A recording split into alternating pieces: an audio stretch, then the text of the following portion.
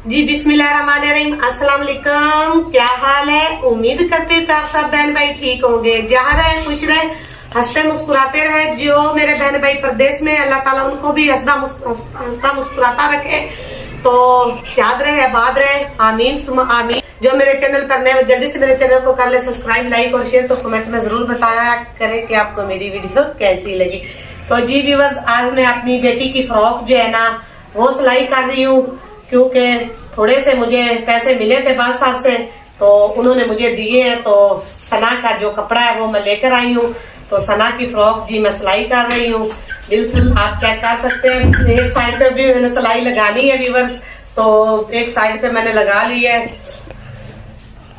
एक साइड पे मैंने लगा ली है जी। पहले मैंने ये वाले साथ ऐसे बाजू लगाए हैं, तो ऊपर अब जी मैंने ऐसे फ्रिल वाले ये इधर जो है ना चोन डाल के, तो इधर भी अभी मैं फ्रिल लगाऊंगी।